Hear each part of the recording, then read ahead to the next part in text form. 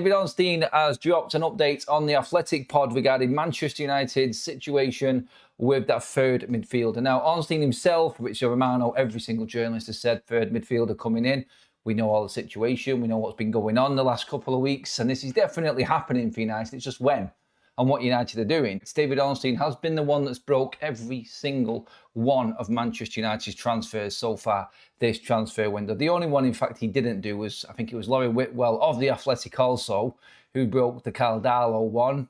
If I'm wrong with that, sorry, my mistake, but that's from what I've seen and what I can remember anyway from them transfers. So realistically, they're the ones that are going to know more on what's actually going on. Now, he has also mentioned Kone. He's mentioned Sandberg as well. Obviously, Alex Scott is still being talked about, like we said this morning. All of them are Athletic reports, and they definitely know that Manchester United have communicated with the clubs and representatives of these players. Interesting how he says they haven't committed to one in particular yet, which means that they are still talking to the likes of Scott. Like we said this morning from what Sully said, there probably is still conversations going on internally with Manchester United around Carlos Baleba also.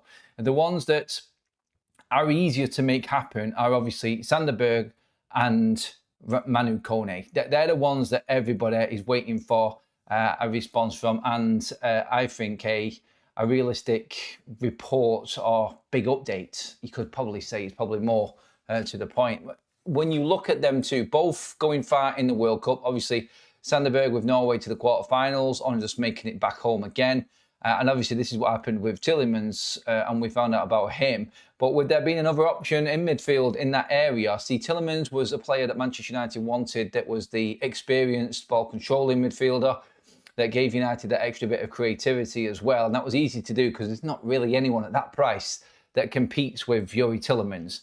When you look at Sandberg, he's a different profile of player. United not jumping in on him because you've got another player right there in the World Cup still there in Manu Koné. And my stance on this and my look on this, and using what we've known and how this window has broken down already, is that Man United are probably waiting for Kone to finish before they commit to any other transfer. If they know that Kone is going to be open to going to United, they may then go in and obviously make an offer for him. If not, then they're going to go for someone else. Sandberg has probably already been spoken to, and I'm guessing here, but I'm pretty confident in guessing this, that I don't think that Sandberg would have any issue in moving to Manchester United. There'll be a lot of fans, and I know there's a lot of you in the chat right now that just would not be happy with this move at all. A 28-year-old who's been at Fulham the last 2 years, who we should have bought 2 years ago instead of Manuel Ugarte, that's the stance that I've got with Sandberg. It isn't inspiring. It's not going to be exciting and getting people on the edge of their seat.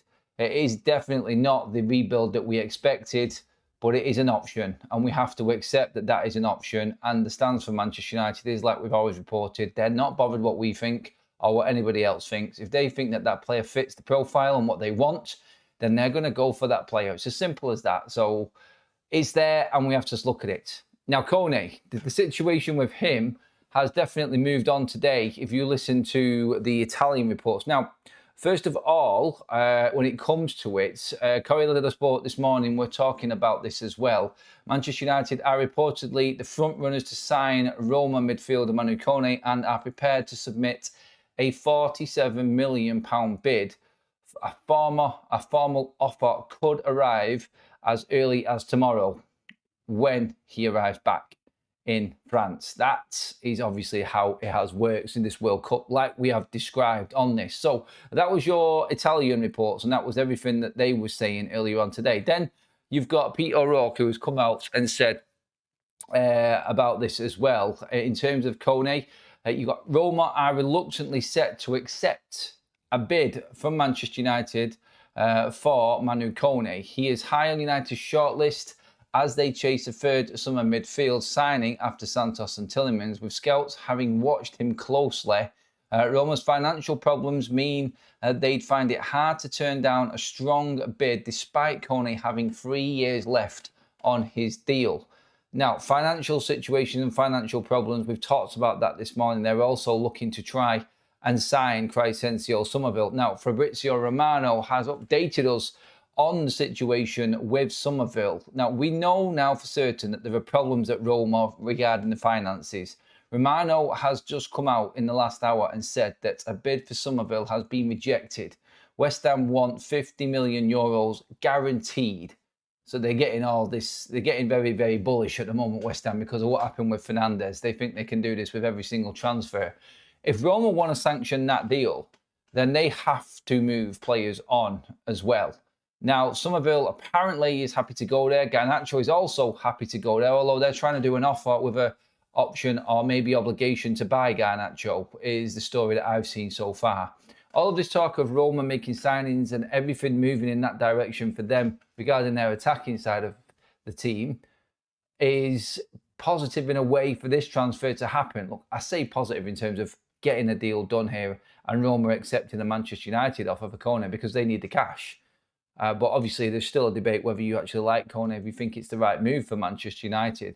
I bet if I did a poll right now, or I'll ask the question, who would you take more, Manu Koné or Sandberg? I think most people would go with Manu Koné because it's something different. I think people are not taken aback by the Sandberg links to Manchester United. And this, I think, is definitely seen as a step backwards for us. Again, there is nothing wrong with Sandberg as a player. He's a solid midfielder. But it's just the fan base was expecting more. They were told there was going to be more, or they were briefed and they were hinted to that there was going to be more by the journalist. And then this transfer window hit and it just completely exploded with ridiculous prices. And it's changed everything. And now it is literally Manchester United just turning to plan B or C, whatever you want to call it, and trying to make sure that they have got enough depth in midfield this season. And look, they may have to go again next season, like we said before. Manu Koné, I think, would still be a player that Manchester United could look at as a future signing. No real need to go out and panic buy again and bring somebody else in. In fact, if you looked at it, by the end of the season, Man United will probably have 6 midfielders in the squad when Manuel Ugarte comes back from injury. I know he's not obviously going to be part of the squad, but still, that will be Man United's situation going into the last part of the season. So I get the Manu Koné one fully. I would say he's the most likely from the reports, but I'll go back to what Sully said this morning on all of this. It seems like we're reporting on these things and there is legs in it. But with Man United and what's happening this summer, and definitely what's happened over the last couple of weeks anyway in this transfer window, I just don't know is the honest answer to this. I don't know what United are cooking up behind the scenes.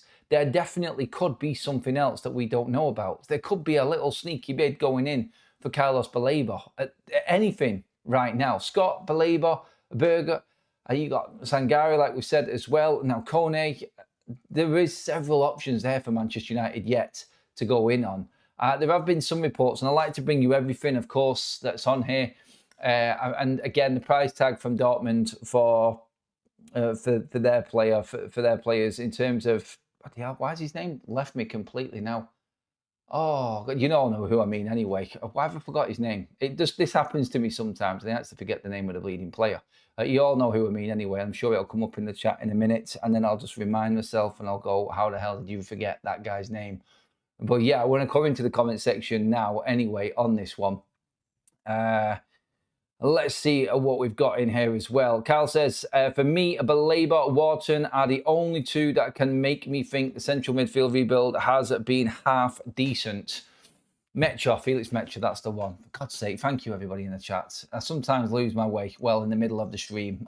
But it is what it is, isn't it? Keep your comments coming in on this one. In terms of other players there, I've not mentioned Adam Wharton. I've not mentioned them deliberately because I would love Adam Wharton in my team. And I've always said this, but I've never got excited about any of the noises around him.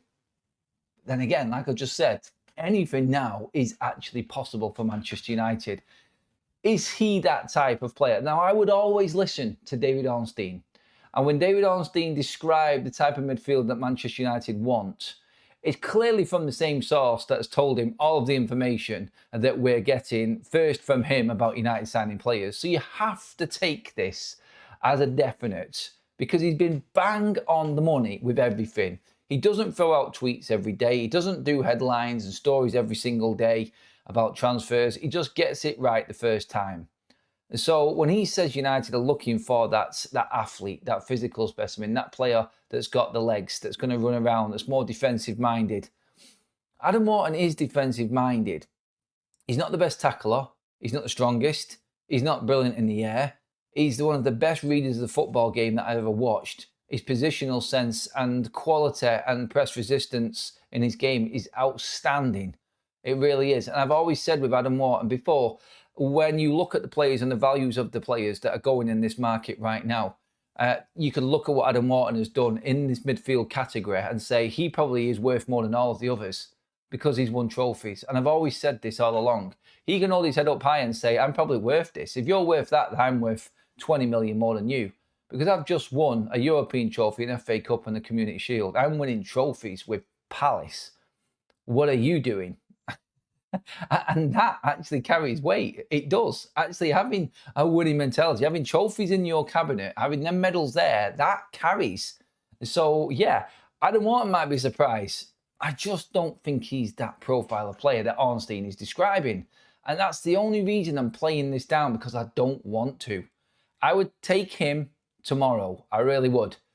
I just don't see United going for him, though. And again, the price. I just don't think United are going to spend 100 million on a player at this point. And that's it. Carlos Baleba fits everything that Manchester United are looking for right now, in my opinion. And I think that he's the one that United really should be going out and pushing for. Personally, that's just my opinion. Completely my opinion on this. I think he has got quality that people are forgetting about after a poor season.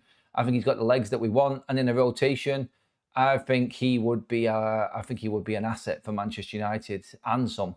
I really do. So he would be my choice at the end of the day. I think he would be the one, I think, that would really set off the others as well and do the work. I would love to see a combination of Manu and Carlos Baleba at Manchester United. I think that works. And whether you like the player or not, and you don't think he's had a good season, you don't think he's worth the investment, I actually think that the combination of him and Manu works really well.